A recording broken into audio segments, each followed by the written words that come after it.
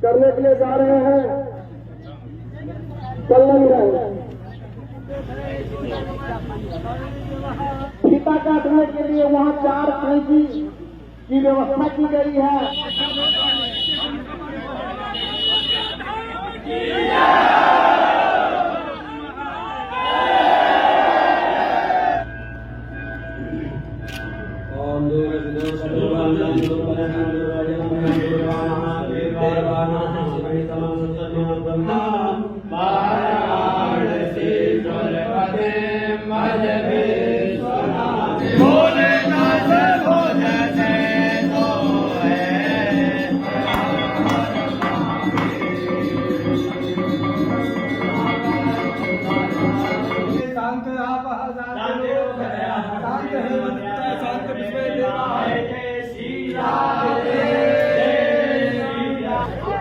इस प्रांगण में उपस्थित माता बहन नौजवान साथी सम्मानित गार्जियन सभी को सन्नतुल्लाह उनके सभी का नमस्कार प्रणाम करती है।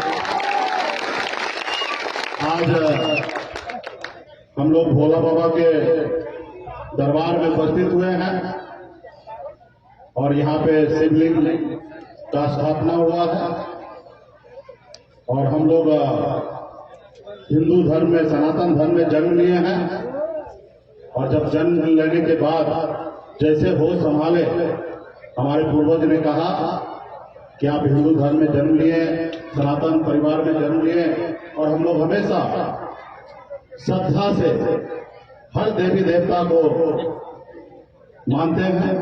पहले तो शुभकामना देता हूं और मन से लोग कहते हैं ना कि हर कण कण में शंकर है, तो शंकर को हर मन में बैठाइए, देवी देवता को हर मन में बैठाइए और अपने बच्चे का, अपने परिवार के भविष्य के लिए आज हम भगवान को क्यों मानते हैं? हम जल चढ़ाते हैं, हमारे घर में कोई भी समस्या होता है तो भगवान के पास हम जाते हैं, वहां से हमें ऊर्जा मिलता है, शक्ति मिलता है और हम अपने जाके समस्या बताते हैं कि हे भोला बाबा, हे प्रभु, ये हमारे पास विपद है, इसको दूर कर दीजिए। तो हम जितना श्रद्धा से मन से भोला बाबा को प्रार्थना करते हैं कि हमारा भविष्य अच्छा हो, हमारा बच्चा आगे बढ़े, उसी मन से, उसी सोच से आपको आगे बढ़ना है।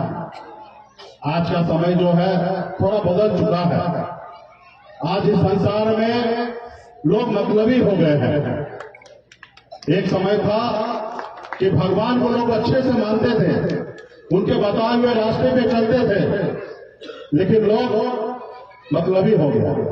जब तक भगवान ने जब तक हमें इंसान के रूप में धरती पर भेजे तब तक हम लोग अच्छे थे। जब तक हम लोग जाति धर्म में बढ़ गए तब से हम लोग स्वार्थी हो गए और यहाँ पे स्वार्थी हो गए तो इससे कैसे बाहर निकलना है? तो उसके लिए आप लोगों को कुछ हम लोगों को करना है। इस संसार में अगर सर उठा के जीना है, सर उठा के चलना है तो 2 काम करना है। एक तो सबसे पहले अपने बच्चे को पढ़ाइए लिखाइए, उसको काबिल बनाइए। जब तक आपके बच्चे पढ़ेंगे लिखेंगे नहीं तब तक वो काबिल नहीं होंगे और जब वो काबिल होंगे, पढ़ लिख लेंगे तो 2 रुपये अच्छा कमाएंगे, अच्छा नौकरी मिलेगा। और जब तक पढ़ेंगे लिखेंगे नहीं तो उसको नौकरी भी नहीं मिलेगा, चपरासी का भी नौकरी नहीं मिलेगा। इसलिए बच्चे को पढ़ाइएगा लिखाइएगा तो काबिल होंगे, पढ़ेंगे, नौकरी करेंगे या अपने कारोबार को करेंगे। और जब कारोबार करेंगे तो 2 रुपया होगा। जब रुपया होगा तो अच्छे घर में खाना खाएंगे, अच्छे कपड़ा पहनेंगे, अच्छा घर बनाएंगे। आज आप लोग गरीबी को नजदीक से देख रहे हैं। मैं खुद एक गरीबी को नजदीक से देखा।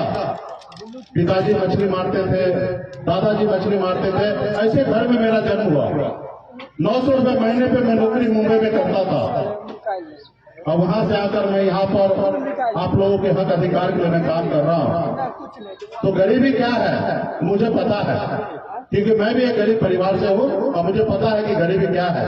तो गरीबी से निकलने के लिए बच्चे को पढ़ाइए, लिखाइए, काबिल बनाइए, और जब पैसा कमाएंगे तो आगे बढ़ेंगे, घर होगा, गाड़ी होगा, बेहतर जिंदगी जिएंगे। और जब तक पैसा नहीं होगा तो कुछ नहीं हो पाएगा। इसलिए काफी माता बहन यहाँ पे उपस्थित है, एक रोटी कम खाइए लेकिन बच्चे को पढ़ाइए।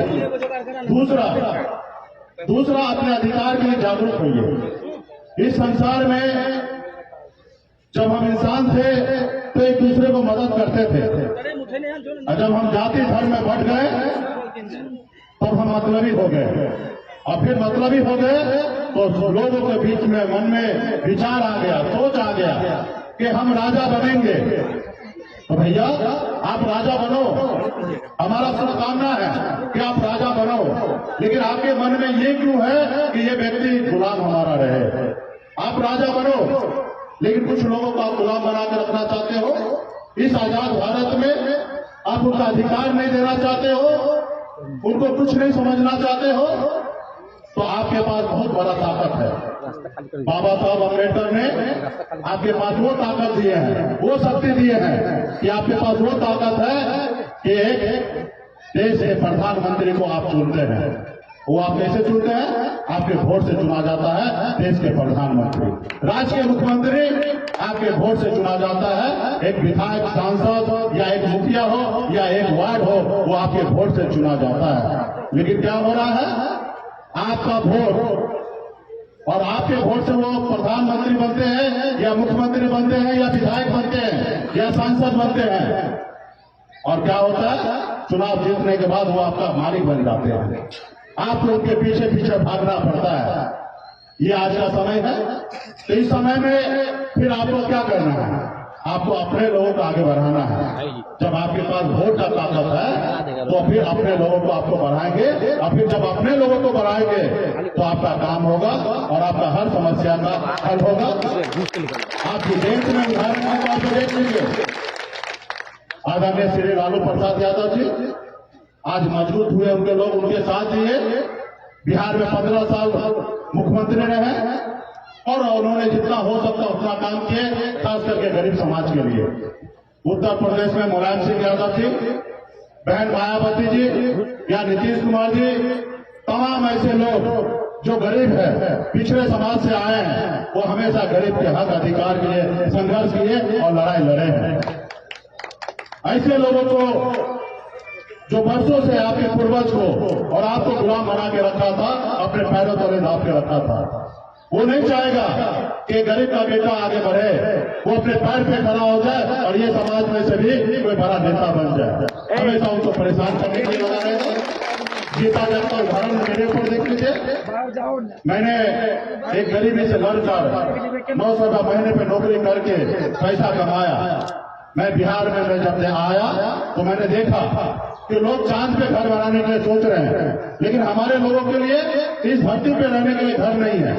और तब हमने निर्णय लिया कि मुंबई के ऐशो आराम जिंदगी को छोड़कर और मैं बिहार में अपने लोगों के हक अधिकार के लिए मैं लड़ाई लड़ूंगा। और मैं लड़ाई लड़ने के लिए आया तो तमाम पूरे बिहार के निषाद ने हमें साथ दिया, सहयोग किया और हमें अपना नेता माना। और फिर हम लड़ाई लड़कर 2020 में कामयाबी पाया और बिहार में हमने मंत्री बना, और आपके सहयोग से बिहार में हमने सरकार बनाया।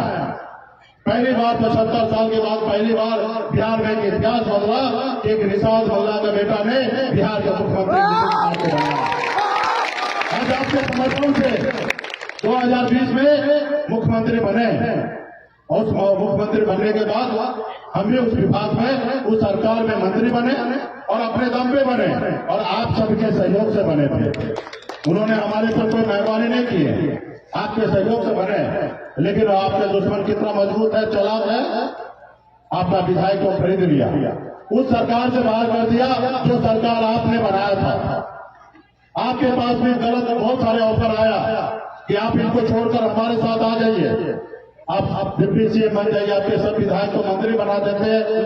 लेकिन हमने एक लफ्ज के वंशज हैं, हम जुब्बा सैनिक जी के बंसर हैं, हम ईमानदारी के रास्ते पे चलना चाहे और अपने लोगों के हक अधिकार के लिए लड़ाई लड़ने लगे तो लोगों को लगा कि मुकेश सहनी बहुत तेजी से आगे बढ़ रहा है, इसको रोको। नहीं रोकोगे तो कल शायद हो सकता है बिहार में मुख्यमंत्री बन जाए। अपने हिसाब से चलेंगे क्योंकि इसका समाज इनके साथ जुड़ने लगा है, इसको रोको। अगर नहीं रोकोगे तो इसका समाज आगे बढ़ जाएगा। तो एक षड्यंत्र के तहत उन्होंने आपका विधायक को खरीद लिया। जिस तरीके से क्लब के अंगूठा ले लिया गया था उसी तरीके से षड्यंत्र के तहत आपके विधायक ले लिए और आज फिर से आप रोड पे आ गए, फिर से आप संघर्ष करने लगे। आज हमारे पास मौका था कि अपने समाज के लिए, गरीब लोगों के, पिछड़ा समाज के लिए, दलित के लिए, आज हक अधिकार के लिए संघर्ष करते, लड़ाई लड़ते। आज बिहार में हर साल 2.25 लाख करोड़ का बजट बनता, खजाना है। उस खजाना में से निकाल कर ये कोशिश ऐसे ऐसे क्षेत्र में लोगों के विकास के लिए खर्च करते। लेकिन उन्होंने देखा कि नहीं, ये गुलाम है, इसको गुलाम बना के रखो, इसको मालिक बनने मत दो। और उन्होंने आपके साथ विश्वासघात किया। तो हमें संघर्ष करना है और आपके पास बड़ी ताकत है, वोट बैंक की ताकत है। आपस में भाईचारा बनाइए, जहां रहते वहां पे हर जाति धर्म। आज देश में आज हमारे बच्चे के लिए मर रहे हैं लेकिन सरकार उसके लिए हॉस्पिटल नहीं बना रहे हैं। आज देश में हमारे लोग पढ़ लिख नहीं रहे हैं, उसके लिए स्कूल की व्यवस्था नहीं कर रहे हैं। लेकिन आज देश में राजनीति कैसे हो रहे हैं? मंदिर बनाने का। मंदिर तो हम लोग खुद बना रहे हैं, हमारे आत्मा में मंदिर है। आप लोग भी एक मंदिर का भव्य निर्माण कराया, लेकिन आज देश में मंदिर की राजनीति होने लगा, धर्म की राजनीति होने लगा। धर्म की राजनीति, मंदिर की राजनीति गांव समाज में पंडित जी करे समझ में आता है, लेकिन देश का प्रधानमंत्री करे, देश के मुखिया करे, राज्य का मुखिया करे, ये समझ में नहीं आता है। आज हम सरकार क्यों बनाते हैं कि सरकार बनाए हमारे लिए रोड, सड़क, बिजली का व्यवस्था करे, हमारे बच्चे के लिए पढ़ने के लिए स्कूल की व्यवस्था करे, हमारे बच्चे इलाज के लिए उसके हॉस्पिटल की व्यवस्था करे। लेकिन आज वो सरकार कहीं ना कहीं अपने एजेंडा से, अपनी बातों से भटक कर आज कहीं ना कहीं धर्म की राजनीति करने लगा है। इसलिए साथियों, आपको जागरूक होना पड़ेगा, आपको समझदार होना पड़ेगा और इसके लिए आपको पढ़ाई लिखाई करना पड़ेगा। आज मैं भी एक मछुआरा परिवार में जन्म लिया ना, आज थोड़ा पढ़ा लिखा, मुंबई जैसे शहर गया, मैंने देखा जिसे अपने लिए नहीं जिया जाता है। हम आज इस संसार में आए हैं, 50 साल, 60 साल, 70 साल, 80 साल रहेंगे, बहुत रहेंगे 100 साल, इससे ज्यादा इस धरती पे हम नहीं रहेंगे। इस धरती पे हमारे लोगों के लिए अगर जरूरतमंद है उसके लिए काम करना है। आज मैंने मुंबई के ऐशोआराम जिंदगी, घर परिवार को छोड़कर आज आप लोगों के लिए है। आज मेहनत कर रहे, संघर्ष कर रहे हैं। आज बिहार में लोगों को मानने, जानने लगे, पहचानने लगे कि बिहार में निषाद समाज भी कोई जाति है। पहले इसको जानते भी नहीं थे, पहचानते भी नहीं थे, इनको नोटिस भी नहीं करते थे, लेकिन आज जानने लगे, पहचानने लगे। आज बड़े बड़े लोग पॉलिटिकल पार्टी आज डरने लगे। इसलिए साथियों, आपके पास वो ताकत है कि आप अपनी भलाई कर सकते हैं, आप संघर्ष कर सकते हैं। आज बंगाल में, दिल्ली में निषाद को आरक्षण मिल रहा है, एससी का दर्जा बड़ा प्राप्त है, लेकिन आप और हमने आज 50 साल पहले संघर्ष करते तो आज आपका और हमारा भाई एससी का दर्जा मिल जाता। आज हमारे समाज में भी कलेक्टर होता, बड़े बड़े अधिकारी होता। आज हमारे साथ के साथ अन्याय करता तो हम भी हर जगह जाके लगा देते, लेकिन आज हम वो एससी में नहीं है, जबकि हमें संविधान में एससी में रहने का अधिकार है, लेकिन सरकार ने माना नहीं, किया नहीं। तो आज हम लोग को संघर्ष करना है और लड़ाई लड़ना है, और जब लड़ाई लड़ेंगे तो जरूर पूरा होगा। लड़ाई लड़ेंगे, सामने वाले को कहेंगे, वो करेंगे, नहीं करेंगे तो उसको बदल के उस जगह पे हम पहुंच जाएंगे। और उस जगह पे पहुंचने में कोई पैसा की आवश्यकता नहीं है, उस जगह पे पहुंचने के लिए वोट की आवश्यकता है। जैसे आपने वोट दिया 2020 में, आज हम मंत्री बने और बिहार के मुख्यमंत्री नीतीश कुमार को हम नीतीश कुमार बनाए आपके वोट से। तो खैर, आप लोग ये सारे चीजों को ध्यान में रखिए, संघर्ष कीजिए। समय आएगा, बीच बीच में आप लोगों के बीच में आते रहेंगे। पार्टी के सभी कमेटी के सभी सदस्य अपने अपने तरीके से काम कीजिए और आपस में भाईचारा बनाइए। और हम लोगों को हर फूल पर लड़ाई नहीं लड़ना है। हम जनप्रतिनिधि से एक ही उम्मीद करना है कि हमारे बच्चे के लिए स्कूल बने, हमारे बच्चे के इलाज के लिए हॉस्पिटल खुले और अपने हक अधिकार के लिए जागरूक होइए, अपने हक अधिकार के लिए संघर्ष के लिए लड़ाई लड़िए।